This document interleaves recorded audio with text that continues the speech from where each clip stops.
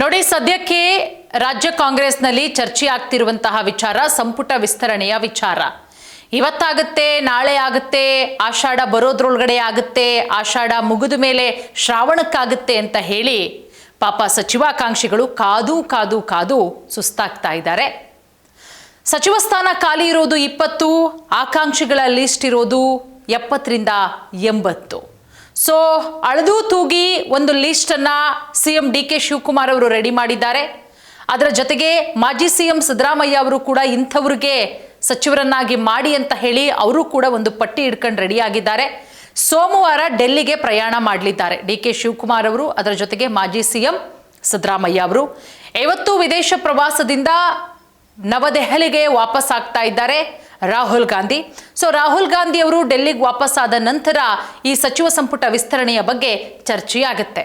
ಸದ್ಯಕ್ಕೆ ಇಷ್ಟು ಅಪ್ಡೇಟ್ ಇದೆ.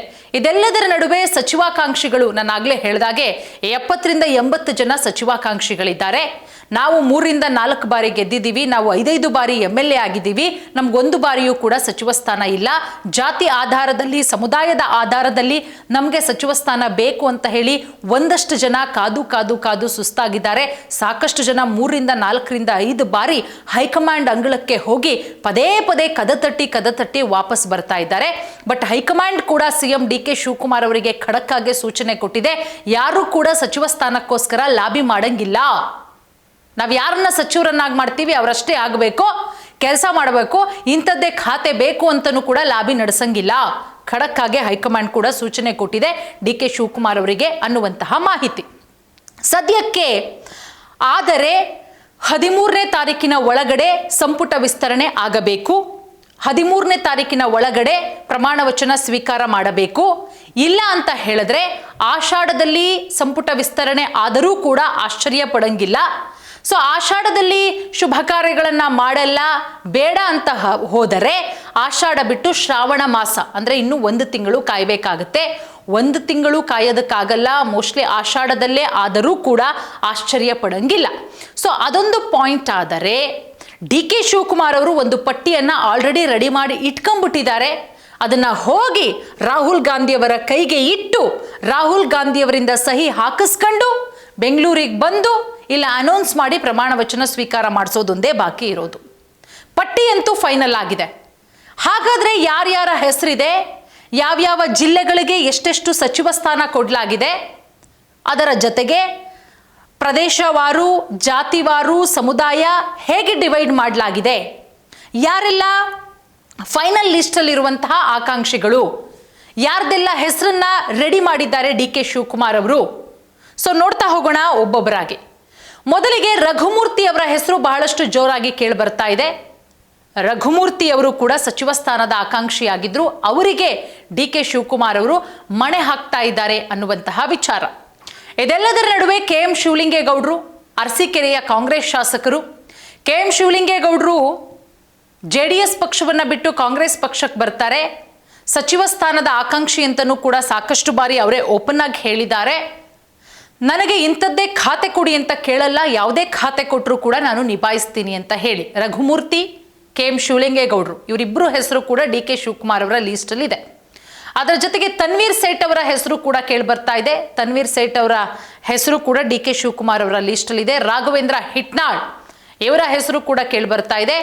ಬಸವರಾಜ್ ಶಿವಣ್ಣನವರ್, ಅದರ ಜೊತೆಗೆ ಉಮಾಶ್ರೀ, ಅನ್ನಪೂರ್ಣ ತುಕಾರಾಮ್. ನೋಡಿ, ಈ ಮಹಿಳಾ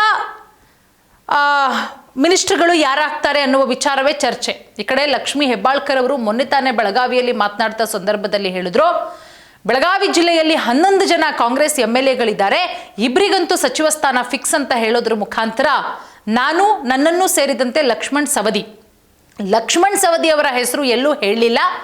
ಬಟ್ ಇತ್ತೀಚೆಗಂತೂ ಲಕ್ಷ್ಮಣ್ ಸವದಿ ಅವರು ಸಿಕ್ಕಾಪಟ್ಟೆ ಆಕ್ಟಿವ್ ಆಗಿದ್ದಾರೆ. ಕಳೆದ ಬಾರಿಯೇ ಡಿ ಕೆ ಶಿವಕುಮಾರ್ ಸಿದ್ದರಾಮಯ್ಯ ಅವರ ಸಂಪುಟದಲ್ಲಿ ಸಚಿವ ಸ್ಥಾನ ಸಿಗುತ್ತೆ ಅಂತ ನಿರೀಕ್ಷೆ ಇಟ್ಕೊಳ್ಳಾಗಿತ್ತು, ಬಟ್ ಆಗಲಿಲ್ಲ. ಸೊ ಉಮಾಶ್ರೀ ಸಿದ್ದರಾಮಯ್ಯ ಅವರ ಸಂಪುಟದಲ್ಲಿ ಆಗ ಮೊದಲನೇ ಬಾರಿಗೆ ಸಿದ್ದರಾಮಯ್ಯ ಅವರು ಮುಖ್ಯಮಂತ್ರಿ ಆದಂತಹ ಸಂದರ್ಭದಲ್ಲಿ ಮಿನಿಸ್ಟರ್ ಆಗಿರ್ತಾರೆ. ಈಗಲೂ ಕೂಡ ಅವರು MLC. ಸೊ ಅವರನ್ನು ಮಿನಿಸ್ಟ್ರು ಮಾಡಬೇಕು ಅಂತ ಹೇಳಿ ರಾಜ್ಯಾದ್ಯಂತ ಒತ್ತಾಯಗಳು ಕೂಡ ಕೇಳಿ ಬರ್ತಾ ಇದೆ. ಸೊ ಹಾಗಾಗಿ ಉಮಾಶ್ರೀ ಅವರ ಲೀಸ್ಟ್ ಇದೆ, ಡಿ ಕೆ ಶಿವಕುಮಾರ್ ಅವರ ಕೈಯಲ್ಲಿ ಅವರ ಹೆಸರಿದೆ. ಇನ್ನು ಅನ್ನಪೂರ್ಣ ತುಕಾರಾಮ್ ಅವರ ಹೆಸರು ಕೂಡ ಇದೆ. ಸೊ ರಿಜ್ವಾನ್ ಹರ್ಷದ್, ಸಲೀಂ ಅಹಮದ್ ಖಾನ್, ಇನ್ನು ಯಂಗ್ಸ್ಟರ್ ಶರತ್ ಬಚ್ಚೇಗೌಡರು ಕೂಡ ಅವರನ್ನ ಮಿನಿಸ್ಟರ್ ಮಾಡೋದಕ್ಕೆ ಡಿ ಕೆ ಶಿವಕುಮಾರ್ ಅವರು ಒಲವು ತೋರಿದ್ದಾರೆ ಅಂತ. ಹಾಗೆ ಸುಬ್ಬಾರೆಡ್ಡಿ, ಮಹಂತೇಶ್ ಕೌಜಲಗಿ, ಅಶೋಕ್ ಪಟ್ಟಣ್, AC ಶ್ರೀನಿವಾಸ್, ಸಂತೋಷ್ ಲಾಡ್ ಸಿದ್ದರಾಮಯ್ಯವರ ಸಂಪುಟದಲ್ಲಿ ಸಚಿವರಾಗಿದ್ದರು. ಬಟ್ ಮೊದಲನೇ ಲಿಸ್ಟಲ್ಲಿ ಸಂತೋಷ್ ಲಾಡ್ ಅವರ ಹೆಸರು ಇರಲಿಲ್ಲ. ಸೊ ಎರಡನೇ ಲಿಸ್ಟಲ್ಲಿ ಮತ್ತೊಮ್ಮೆ ಸಂತೋಷ್ ಲಾಡ್ ಅವರ ಹೆಸರು ಬರೋ ಸಾಧ್ಯತೆ ಇದೆ. ಪುಟ್ಟರಂಗ ಶೆಟ್ಟಿ ಚಾಮರಾಜನಗರ ಶಾಸಕರು, ಮಂಡ್ಯ ನರೇಂದ್ರ ಸ್ವಾಮಿ ಆ ಭಾಗದ ಶಾಸಕರಾಗಿದ್ದಾರೆ. ಇನ್ನು ಮಾಗಡಿ ಬಾಲಕೃಷ್ಣ, ಪೊನ್ನಣ್ಣ, ಲಕ್ಷ್ಮಣ್ ಸವದಿ ಇಷ್ಟೂ ಜನರ ಹೆಸರು ಫೈನಲ್ ಆಗಿದೆ ಅನ್ನುವ ಮಾಹಿತಿ ಕೂಡ ಸಿಗ್ತಾ ಇದೆ. ಇದೆಲ್ಲದರ ನಡುವೆ ಮತ್ತೊಮ್ಮೆ ಲಕ್ಷ್ಮೀ ಹೆಬ್ಬಾಳ್ಕರ್ ಅವರಿಗೆ ಕೊಡ್ತಾರಾ ಅಥವಾ ಉಮಾಶ್ರೀ ಅವರು, ಅನ್ನಪೂರ್ಣ ತುಕಾರಾಮ್ ಅವರ ಹೆಸರು ಕೂಡ ಜೋರಾಗಿ ಕೇಳಿ ಬರ್ತಾ ಇರೋದ್ರಿಂದ ನೋಡೋಣ ಏನಾಗುತ್ತೆ ಅಂತ ಹೇಳಿ. ಸೊ ಸೋಮವಾರದ ಒಳಗಡೆ ಇದೆಲ್ಲ ಹೆಸರುಗಳು ಫೈನಲ್ ಆಗೋ ಸಾಧ್ಯತೆಗಳಿದ್ರೆ ಬುಧವಾರ ಪ್ರಮಾಣ ವಚನ ಸ್ವೀಕಾರ ಮಾಡಿದ್ರು ಮಾಡಬಹುದು, ಇಲ್ಲ ಇನ್ನೊಂದು ತಿಂಗಳು ಮುಂದಕ್ಕೆ ಹಾಕಿ ಶ್ರಾವಣ ಮಾಸದಲ್ಲಾದರೂ ಕೂಡ ಆಶ್ಚರ್ಯ ಪಡಂಗಿಲ್ಲ.